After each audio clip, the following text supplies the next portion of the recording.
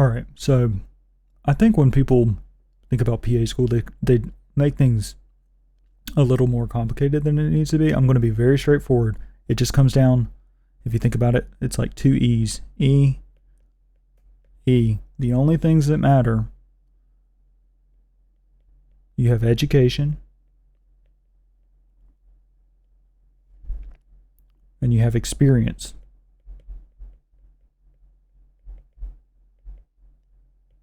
That's it. So in terms of education, you have your bachelor's degree that you need.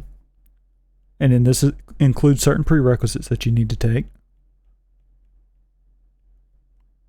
It includes your GPA, needing to stay at a pretty good level. And then it includes any like clinical certifications, anything like that. We'll just put clinical certs. You have the GRE. And this comes down to take or not to take. Ultimately, I think you should take it, or plan to take it at least. So I'm going to put take. You have the Casper exam. And you have the PA CAT. So these two, it kind of depends. Depends on the program. If you're when you come to making your school list, if they require a Casper, obviously you have to take it. So just go ahead and plan to take it. A lot of programs though with the PA CAT here, they don't require the PA CAT. Some do. I believe up to now there's like 30 programs that have the option to take the PA CAT, and I think 12 or 15, something like that, are required. So if that 12 to 15 is on your list, you're going to have to take it. There's really no way around it. If they're not on your list, do not take it. There's absolutely no point in stressing yourself out more in this already stressful process. I wouldn't do it. Now, in terms of clinical experience, there's clinical, which includes, being an EMT, a medical assistant, a scribe, whatever. Okay. There's volunteer experience, which includes, clinical in that. You can volunteer clinically. There's, you maybe worked at a homeless shelter, who knows? Just some sort of volunteer experience. There's clubs that you have on campus, things to that nature. Even maybe a business that you volunteer with. I actually started a business in my undergrad that donated a lot during my undergrad, and I think it helped me stand out. So I don't think people kind of put enough emphasis on things like that. And then there's life experiences. Now with life experiences, it's basically like your personal statement, which you should be thinking about really from day one. Like, why do I want to be a PA?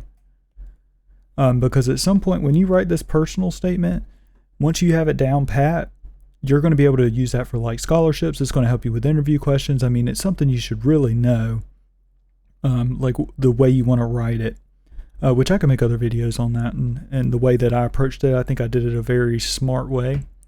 But then in the life category, continuing, there's going to be like your past experiences,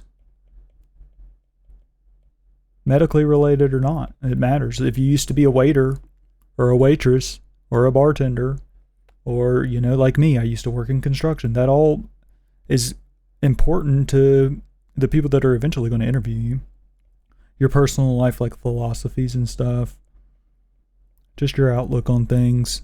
And this is where I'm going to go ahead and put like letters of recommendation. And then you get like hobbies, extracurriculars, whatever. Which could also be clubs. Mentioned here in your volunteer experiences, it kind of depends. But this is really all it is. This is all it is. The two E's.